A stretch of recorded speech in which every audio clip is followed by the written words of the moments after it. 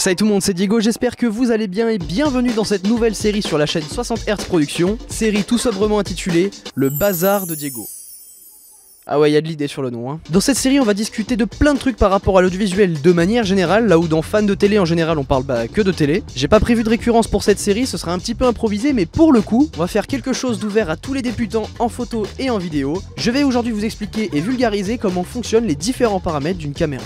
Mais juste avant de commencer, pour tous ceux qui viennent d'arriver sur la chaîne de 60 Hz Productions, on est une association qui fait des productions audiovisuelles inspirées de la télé et d'internet. Donc si vous aimez les jeux de culture G et la culture internet, n'hésitez pas à vous abonner à la chaîne pour ne pas louper nos prochains contenus, je suis sûr que ça peut vous plaire.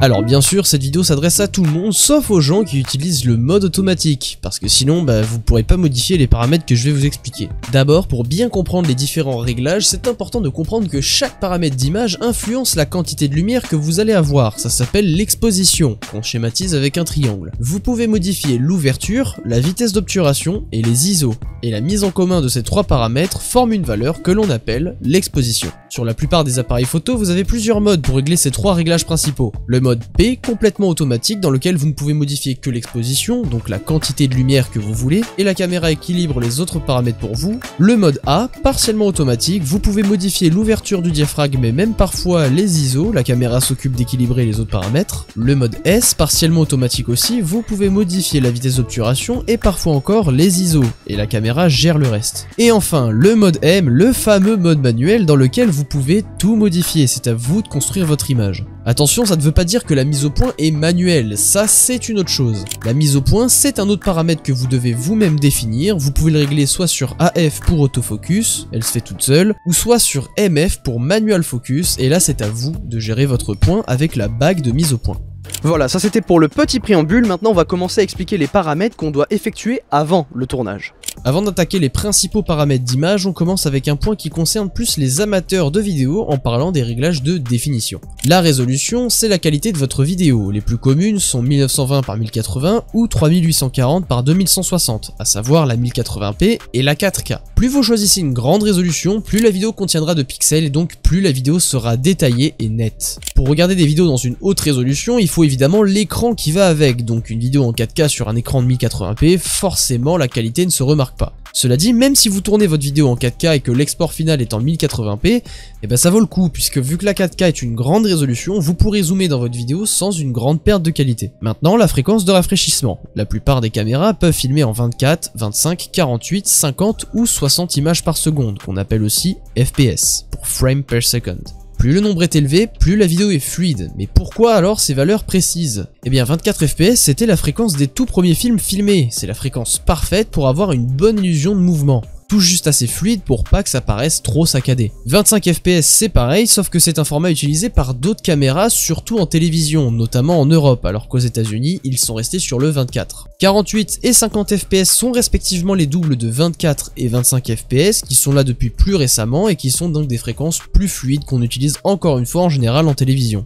Et enfin, pour finir, le 60 fps, c'est la nouvelle norme pour les jeux vidéo, les écrans ou même les vidéos en général sur internet, c'est là où on en voit le plus souvent. À l'image, vous avez une vidéo comparative de différentes fréquences d'image et vous le voyez, là où la valeur est haute, l'image est plus fluide.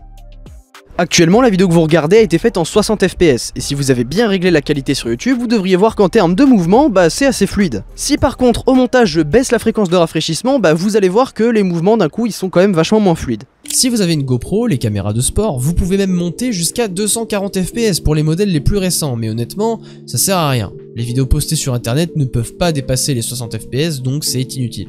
En revanche, là où c'est utile de filmer avec beaucoup d'images par seconde, c'est si on veut faire un ralenti. Quand vous ralentissez une vidéo, vous divisez son nombre d'images par seconde. Par exemple, si vous ralentissez la vidéo en vitesse à 50%, donc la moitié, vous aurez forcément 2 fois moins d'images par seconde, et ainsi la vidéo en 60 fps devient du 30 fps au ralenti, ce qui est correct. Par contre, si vous filmez en 24 fps pour ralentir 2 fois la vidéo, vous allez finir avec du 12 fps.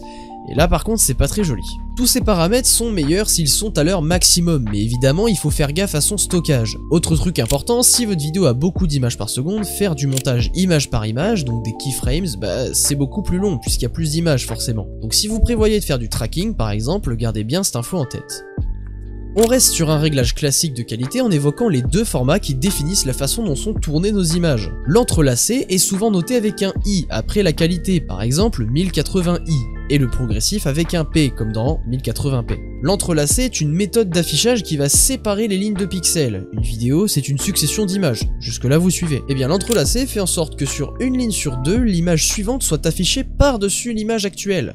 Si on regarde une vidéo entrelacée sur un écran qui ne prend pas en charge ce format, ça fait des lignes un peu moches à voir. Le progressif, lui, fait plus simple. Il affiche complètement chaque image à la suite, les unes après les autres. Et là on se demande du coup, à quoi ça sert l'entrelacé si c'est aussi moche ? Eh ben ce format s'avère intéressant car il paraît plus fluide sur les écrans qui le prennent en charge. Par exemple, une vidéo en 25 fps entrelacée sur un écran compatible paraît un peu plus fluide qu'une vidéo en 25 fps progressive. Mais l'avantage le plus intéressant pour l'entrelacé est qu'il est plus léger pour la diffusion. Et donc si je vous précise ça, c'est pour dire que c'est essentiellement la télévision qui se sert de ce format. En ce qui vous concerne, si vous voulez faire des vidéos sur internet, il faudra privilégier le progressif, surtout qu'en plus l'entrelacé n'est pris en charge sur aucun réseau social. Pour résumer ce point, en général il est préférable de filmer en progressif. Cela dit, si vous ne pouvez filmer qu'en entrelacé, il est possible grâce à des logiciels de désentrelacer des vidéos.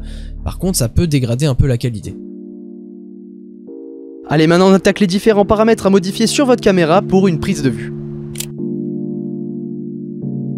On commence les paramètres d'image avec mon paramètre préféré, l'ouverture du diaphragme qu'on appelle aussi l'iris. La valeur associée à ce paramètre est toujours précédée d'un F ou d'un T, mais en général c'est un F qui signifie f-stop. Plus vous ouvrez votre diaphragme, plus la valeur sera petite. Un objectif ouvert au maximum par exemple, ça peut donner f1.4, alors que si je ferme l'objectif, on peut aller jusqu'à f16 par exemple. L'ouverture n'est pas la même selon les objectifs, il y en a qui peuvent s'ouvrir jusqu'à f1.4, d'autres jusqu'à f3.5, comme le mien, et parfois l'ouverture peut même être variable, c'est le cas de la plupart des objectifs hybrides qui se ferment un peu plus quand on zoome. Bon, si l'ouverture c'est mon paramètre préféré, c'est parce qu'il est lié à la profondeur de champ, qui grosso modo est la quantité de flou qu'il y aura derrière le sujet que vous voulez capturer. Plus vous ouvrez votre diaphragme, plus la profondeur de champ est faible. Il y aura plus de flou d'arrière-plan et la zone de netteté sera plus petite. Alors que si vous fermez le diaphragme, il y aura moins de flou d'arrière-plan, mais la zone de netteté sera plus grande. Sans oublier que bien sûr, si vous ouvrez le diaphragme, il y a plus de lumière, alors que quand vous le fermez, il y a moins de lumière.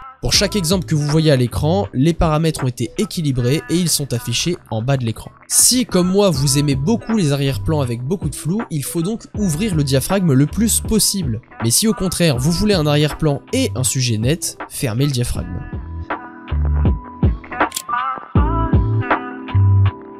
Deuxième paramètre, la vitesse d'obturation, c'est la durée d'exposition de votre capteur ou de votre pellicule à la lumière. La valeur s'exprime avec une fraction, par exemple 1/200.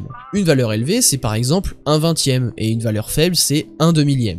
Oui, 1/20 c'est plus grand que 1/2000, révisez vos maths. Plus la valeur est élevée, plus vous exposez votre capteur à la lumière. A l'inverse, plus la valeur est faible, plus c'est sombre. L'effet le plus important qui est modifié par la vitesse d'obturation, vous le voyez, c'est le flou de mouvement. Si vous exposez le capteur ou la pellicule à la lumière plus longtemps, ce que vous filmerez restera à l'image plus longtemps, donc il y aura beaucoup plus de flou de mouvement. A l'inverse, si vous baissez la vitesse d'obturation, il y aura moins de lumière et moins de flou de mouvement. L'avantage d'un long temps d'exposition, c'est pour les photos de nuit, c'est comme ça qu'on peut capturer les étoiles par exemple, à condition d'avoir un trépied, sinon il y aura des traînées. C'est pour ça que quand vous prenez une photo avec le mode nuit sur le téléphone, ça dure plus longtemps, c'est parce que le temps d'exposition est plus lent mais vous capturez plus de lumière. Par contre, si on veut filmer une vidéo, il est préférable de filmer avec une vitesse d'obturation plus faible, le minimum syndical pour que ce soit regardable, et quand je dis minimum, c'est vraiment minimum, c'est 1/25, voire 1/50. Mais personnellement, j'aime quand c'est aux alentours de 1/200, ça fait des images plus nettes. En gros, plus votre vitesse d'obturation est faible, moins vous aurez de lumière et de flou de mouvement, et plus elle est élevée, plus vous aurez de flou de mouvement et de lumière.